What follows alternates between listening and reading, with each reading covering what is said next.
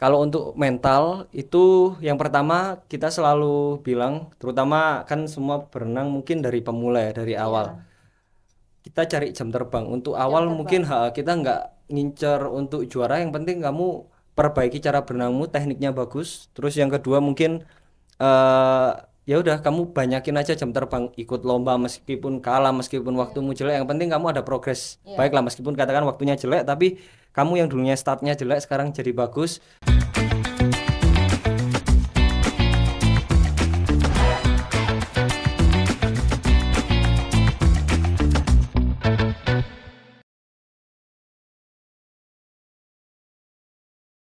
Halo Tribuners, kembali lagi bersama saya, Septiana Cahyani Eka Saputri dalam podcast Cakap Sana, Cakap Sini.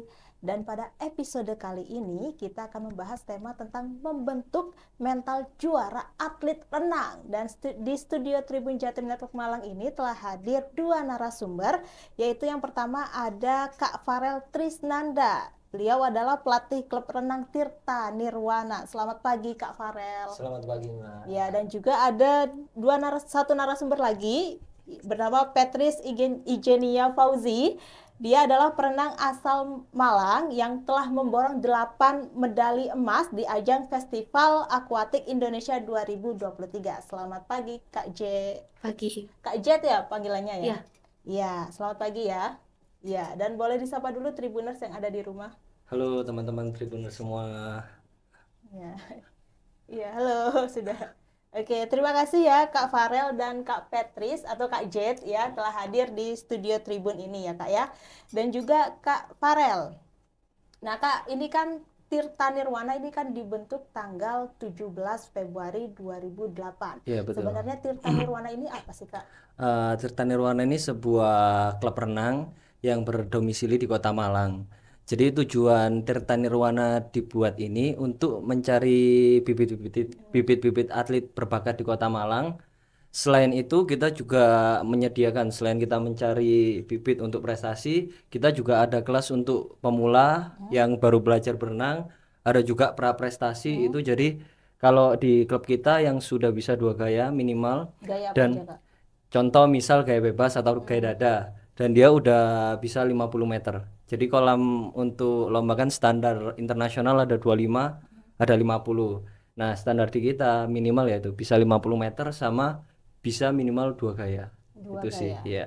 Lalu ada privat untuk tes juga ya Kak Ya, ya? jadi untuk privat test itu contoh kayak misal kedinasan, Mm-mm. polisi atau Hmm, akmil ya. itu bisa juga. Selain itu mungkin ada yang untuk apa namanya kesehatan. Biasanya kan ada orang tua yang hobi Iya, berenang gitu Kak. berenang. Jadi dia bisa juga privat. Itu mungkin nyesuaiin dengan jam kerja orang-orang itu, terus bisa juga antar pelatih sama si klien itu menyesuaikan sendiri. Iya, Itu iya. sih. Kalau untuk kelas pemulanya tuh nggak dibatasi usia ya kak ya? Kalau untuk kelas pemula kita minimal 4 tahun nggak? 4 tahun Iya, minimal. karena motorik untuk anak usia 4 tahun itu Hmm, lagi bagus-bagusnya, lagi ya. meningkat lah. Hmm, Jadi kalau misal 4 tahun ke bawah mungkin kita sarankan dia perkenalan dengan kolam. Jadi sama keluarga hmm, dia dibawa ke tempat wisata, ke hmm, kolam sambil diawasi untuk eh, buat dia bisa nyaman dulu lah sama hmm. air, pengenalan. Itu sih. Biasanya kalau untuk kelas pemula nih gaya renangnya gaya apa kak? Kalau pemula kita di kalau di klub kita itu Iya. gaya dada atau bebas. Jadi Hmm, kita cari, oh misal awal dia kita coba bebas-bebas dia kadang kurang apa ya, kurang cepat. hmm, Mungkin kita kasih gaya dada. Jadi kan tiap orang mungkin kadang mudengnya atau pemahamannya beda-beda. Ada yang mungkin di gaya dada dia bisa lebih paham, di gaya bebas dia lebih ini. Jadi kita majukan dua gaya itu dulu. Itu sih. dua Iya, gaya itu dulu gaya bebas sama bebas dada. dan gaya dada Ya, untuk pemula ya kak ya, ya. Iya. Dan sampai saat ini ya kak ya, ini kan Tirta Nirwana itu telah mencetak atlet-atlet rendang berprestasi ya kak ya. Sudah ya. ada berapa atlet yang berprestasi di Tirta Kalau Nirwana sendiri? untuk yang prestasi itu Iya. sebenarnya rata dari Oh berbagai rata. kelompok umur. Cuma apa namanya di klub kita, jadi kita mulai pondasi dari awal yang kecil-kecil itu kita perbaiki dari teknik dulu. Jadi kalau misal kita nge-push, oh dikasih beban yang berat apa itu takutnya cedera dan lain-lain. Ya. Nah, contoh atlet yang berprestasi ini kayak Patrice yang di sebelah saya Patrice, ini. oh iya. Dia kelompok umur 3. Kelompok umur Ya, 3, umur 12 12 12. 13. Oh, ada berapa kelompok sih, Kak? Kalau kelompok itu ada di Indonesia itu ada senior sampai 4 umumnya. Oh Cuma iya. kadang kalau mungkin daerah untuk lomba Iya, pembibitan itu biasanya ada KU 5. KU 5. Jadi KU 5 itu biasanya 2014 ke atas. 2014 ke atas. 14, 15, 16 itu. Oh iya, iya. Kalau yang Patrice ini kebetulan KU 3, kelompok umur 3. Kelompok umur 3. Ya. Dan ini Patrice ya, Kak Jet ini yang dikalungkan ini medali FAI ya? Iya. Iya. Ini medali FAI, ini ada berapa? 3 emas ya? Iya, 4 emas. Itu sisanya ada ada kan ada 8 emas ya? Iya, peraihnya. 8 emas ini 8 emas, 4 1 perak, 1 perunggu. Nah, ini Tribuners, medali yang diraih oleh Patrice Igenia Fauzi ya. Yang telah meraih ajang Festival Akuistik Indonesia 2023. Patrice ini meraih 8 medali emas, 1 medali perak dan 1 medali perunggu ya pada tanggal 10 sampai 13 Juni ya, Kak ya. Iya. Ya, 2023 yang diselenggarakan di Gelora Bung Karno ya. Iya. Ini prestasi yang luar biasa Tribuners. Ya, sudah. Kalau Kak Petri sendiri gabung di Tirta Nirwana sejak kapan? 2016. 2016 baru bergabung. Iya. Emang sebelumnya sudah suka renang? Kalau sebelumnya memang dari kecil suka renang. Suka renang. Iya. Hobi renang. Buat have fun aja. Have fun aja ya. Iya. Ya, terus baru bergabung di Tirta Nirwana ini tahun 2016. 16. Ya, Kak. Selain FAI ini prestasi Kak Jet ini apa lagi sih, Kak? Banyak ya sih. Kalau prestasi sih banyak sih dia. Iya. Jadi kayak kemarin tahun 2022 ya. Kemarin yang Porprov 2022 dia debut awal untuk Kota Malang itu di Porprov. Porprov. Ya, kebetulan dia yang paling muda sendiri. Rival-rivalnya rata-rata SMA, SMP, SMA dia masih SD. SD ya. Iya. SD sekolahnya di? Brawijaya Smart School. Oh, Brawijaya Smart School. Ya. Ya, jadi pada saat itu dia seleksi, terus renang kan berdasarkan waktu. Iya. Dia lolos masuk tim Porprov. Nah, pada awal debutnya itu dia dapat 1 perak, 1 perunggu sama estafet itu 3 emas. Estafet 3 Ya, emas. jadi total 3 emas, 1 perak, 1 perunggu. Itu awal debut untuk Kota Malang di Porprov. Terus kemudian beberapa bulan berselang ada kejuaraan Popda. Jadi Popda itu seperti Porprov cuma untuk pelajar saja, Mbak. Dia juga dapat 2 emas. Jadi per orang kan diikutkan kalau individu 2. Jadi 2 nomor. Kebetulan dia individu dapat semua 2 emas terus tambah estafet 1 jadi 3 emas. 3 emas. Itu ya. sih Selain yang Petrus ini ada lagi gak atlet-atlet yang berprestasi di Tirta Nirwana? kalau yang berprestasi sih banyak, cuma yang nasional sih ada beberapa, sisanya kita masih kebetulan banyak yang yang kecil-kecil. Yang kecil. Iya, yang kecil masih junior. Jadi kita membibit untuk meneruskan regenerasi yang udah ada di nasional ini. Untuk persiapan lomba-lomba ini membutuhkan waktu berapa lama, Kak, latihannya? Kalau lomba sih kita ya tiap hari tuh rutinitas hari, kecuali hari Minggu. Jadi mereka Senin sampai Jumat itu dia latihan di air di kolam. Iya. Kalau yang Sabtu itu dry land, jadi kayak latihan fisiknya. Latihan fisik. Ya. Kalau yang udah kelas prestasi Iya. itu tiap hari kita rutin untuk memperbaiki kesalahan-kesalahan, evaluasi ketika lomba dia ada kesalahan atau apa, kita perbaiki di latihan untuk persiapan next eventnya lagi. Sebentar lagi ada event lagi ya? Ya, ada event lagi kebetulan habis ini. Di sini ya. Oke, dan seberapa penting keterlibatan pelatih ini bagi seorang atlet? Kalau pelatih sih sangat penting menurut saya. Jadi pelatih ada untuk mengoreksi, mengevaluasi sama membimbing si atlet. Kalau misal nggak ada pelatih, katakan dia dikasih program, kamu programnya misal jalan A, dia misal si atlet jalan B, pasti nggak akan dapat hasil.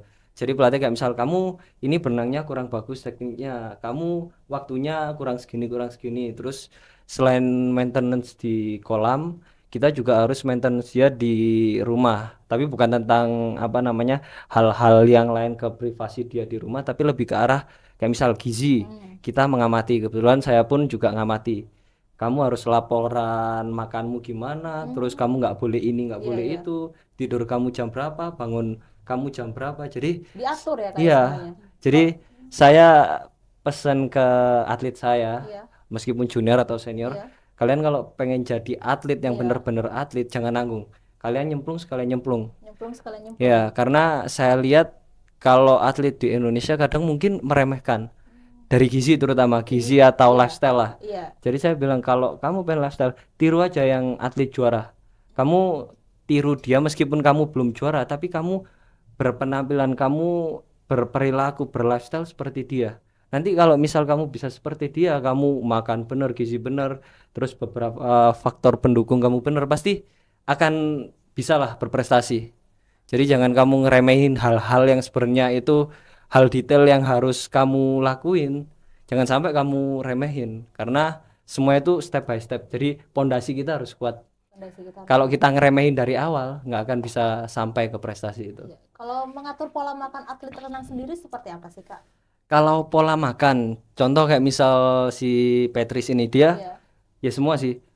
Kalau misal jauh dari lomba, saya udah ada takaran kamu karbohidratnya berapa persen, protein berapa persen, kalsium dan lain-lain berapa. Terus untuk snackmu itu udah ada saya sarankan lah. Yang bagus untuk atlet itu ini. Nah, mereka selalu laporan katakan, misal ada Petris lah, contoh Iya. kurang, kamu proteinmu kurang. Oh, kamu sayurmu kurang. Itu selalu saya evaluasi. Jadi nanti biar dia bisa nambah. Oh, ternyata aku masih salah.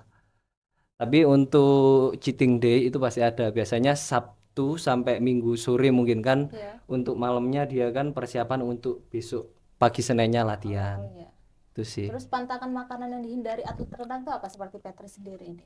Kalau pantangan makanan saya sebenarnya eh ya itu tadi kayak misal cheating day, kamu yang biasanya katakan hari-hari biasa makan gorengan, makan Hindari ya gorengan ya itu. gorengan dihindari, terus kayak instan Instan itu ya. itu dihindari kimia. Jadi lebih apalagi yang masih junior ya, saya Iya. nyarankan untuk real food. Jadi makanan yang asli kayak misal daging, terus ikan, sayur apa daripada yang dia konsumsi kayak protein terus yang buat orang gede kan masih belum saatnya. Iya. Pasti ada waktunya lah dia. Jadi kalau yang untuk junior, saya selalu menyarankan lebih ke real food.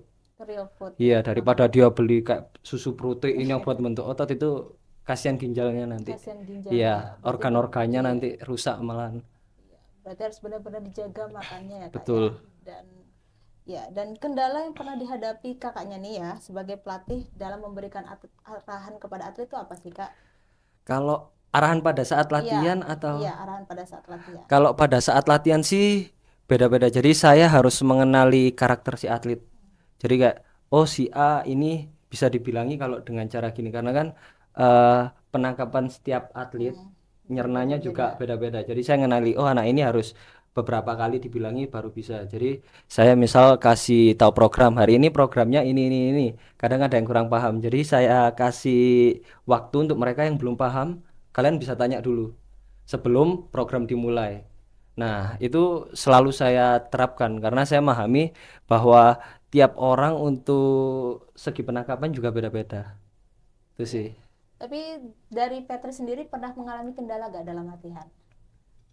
Dari atlet renangnya sendiri. Kalau latihan sih yaitu mungkin ada kayak program dalam bahasa yang baru, itu kadang ada kesulitan dikit untuk memahami dan itu langsung tanya. Itu mungkin yang biasanya. Dalam hal bahasa. Iya. Iya. Oke, terus cara pelatih ini berkomunikasi dengan atlet itu seperti apa sih Kak?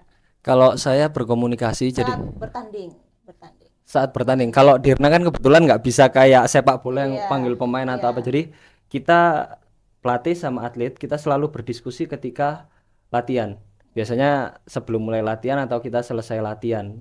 Jadi saya bilang ke anak-anak, ke atlet-atlet, kalau pada saat latihan itu ibaratnya apa ya? waktumu lebih lama dibanding lomba. Lomba kamu cuma 2-3 hari dan turunnya mungkin cuma beberapa menit atau beberapa detik. Jadi kamu harus bener-bener matengin. Jadi apa ya ibaratnya jadi good habitmu lah, kebiasaan baik yang kamu lakuin nanti akan di lomba terpakai. Contoh kayak misal kita makan tangan kanan dari kecil, kan pasti kebiasaan tangan kanan. Iya. Latihan pun sama. Jadi kayak misal kamu berenang mulai start underwater, breakout, export apa buat pertandingan, kalau kamu biasakan di latihan, pasti nanti akan dapat. Nah, kalau untuk pada saat pertandingannya mungkin briefingnya pada malam hari sebelum lomba atau pada saat pagi hari sebelum dia pemanasan itu sih. Seperti itu ya Kak. Ya, Terus cara mendisiplinkan atlet saat latihan atau saat bertanding seperti apa Kak? kalau mendisiplinkan pada saat latihan, saya selalu diskusi bukan cuma ke atletnya tapi ke orang tuanya. Jadi saya kasih pemahaman ke si atlet sama orang tua bahwa di renang kita harus kayak gimana gimana step by step lah. Kadang kan ada mungkin ini pandangan semua pelatih sama sih. Di Indonesia kan ada pelatihnya tujuannya untuk atlet ini bisa maju prestasi tapi sesuai dengan progresnya. Anak ini misal umur segini kan nggak bisa langsung digenjot. Nah, kadang di Indonesia itu orang tua selalu menggurui si pelatih. Jadi kan si anak ini apalagi masih kecil kan bingung. Kayak misal pelatihku bilang ini, tapi orang tuaku bilang gini. Nah, biasanya terjadi ketika orang tuanya bernafsu untuk si anak ini cepat juara. Cepat juara. Ha, Ambisi ambisi orang yang tua. terlalu besar. Kadang kan ada yang misal si anak dikasih seperti itu dia bisa, tapi kalau yang misal nggak bisa malah nanti takutnya terganggu psikisnya sama mungkin dia bisa berhenti untuk menjadi atlet karena terlalu banyak tekanan pressure dari orang tua. Seperti itu ya. Iya, jadi saya selalu koordinasi dengan orang tua atlet supaya mereka sama-sama tahu tujuan kita seperti ini, seperti ini, seperti ini. Si anak harus ngelakuin latihan, terus berangkat, jangan telat, makan, terus tidur. Kita bilangi, kita florkan ke semua orang tua sama atlet supaya kita satu tujuan. Jadi kalau misal pelatih aja yang punya tujuan, atlet sama orang tua nggak ada, nggak akan bisa mencapai prestasi. Iya. Terus terakhir ya Kak ya, ini cara pelatih membentuk mental juara atlet renang ini seperti apa? Kalau untuk mental itu yang pertama kita selalu bilang, terutama kan semua berenang mungkin dari pemula ya, dari awal. Kita cari jam terbang. Untuk awal mungkin kita nggak ngincer untuk juara, yang penting kamu perbaiki cara berenangmu, tekniknya bagus. Terus yang kedua mungkin eh ya udah kamu banyakin aja jam terbang, ikut lomba meskipun kalah, meskipun waktumu jelek, yang penting kamu ada progres. Baiklah meskipun katakan waktunya jelek, tapi kamu yang dulunya startnya jelek sekarang jadi bagus, itu bisa bagus, itu sebuah kemajuan. Terus untuk apa namanya mental yang gede-gede mungkin dia ada ketika dia punya target, aku pengen nomor satu, aku pengen waktu kayak gini, tapi nggak sesuai dengan realitanya, kadang kan down. Mungkin saya kalau ke atlet saya selalu bilang ini salah kita, maksudnya bukan pure salahmu. Ayo kita sama-sama bangkit lagi, kita bangkit lebih kuat, jangan sampai kamu apa ya nyerah. Nyerah. Saya selalu bilang ke anak-anak gini, jadi eh, jangan sampai kamu nunjukin kalah terus nangis di depan lawanmu apa malah mereka bersorak-sorak. Jadi jangan nyerah sebelum apa ya, pokok kalian jangan nyerah sebelum selagi kalian punya nafas, jangan sampai kalian nyerah. Nyerah. Kalian menyerah ketika kalian udah nggak ada nyawa. Kalau masih ada nyawa, orang yang ngehina kamu, orang yang ngejudge kamu, tunjukin kamu bisa comeback stronger, kamu bisa bangkit lebih kuat. Jadi itu. Jadi anak-anak kan bukan kita dia jatuh malah kita pressure atau apa, tapi ketika dia bangkit, kita pelatih atlet sama-sama introspeksi untuk bangkit lebih kuat supaya mentalnya bisa lebih matang lagi itu sih. Tapi selama Patricia ini menjadi atlet, ada gak kira-kira omongan negatif yang menjatuhkan mental Patricia sendiri? Kira-kira ada gak? Kalau itu sih memang ada. Ada. Terus cara Patrice ini menyikapinya seperti apa? Ya kadang itu dibuktikan dalam pertandingan itu membuktikan kalau kita tuh nggak kayak gitu, Nggak kita kayak bisa gitu. lebih. Dan bisa lebih dari orang yang menghina itu. Iya. Dan bisa membuktikan membawa 8 medali emas dalam ajang FAI 2003. Terima kasih ya Kak Patrice dan Kak Farel atas waktunya telah hadir di studio Tribun ini. Ya. Mungkin ada yang pesan-pesan yang mau disampaikan mungkin Kak Farel dan Kak Patrice mungkin pada Tribuners yang ada di rumah yang ingin menjadi atlet juara seperti Kak Patrice atau yang ingin bergabung bersama Tirta Nirwana mungkin. Kalau buat atlet-atlet yang di sana tetap semangat buat latihannya dan jangan pernah menyerah.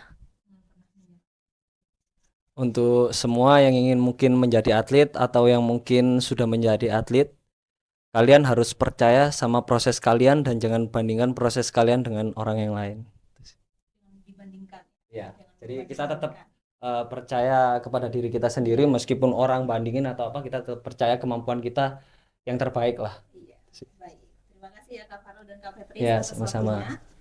Oke.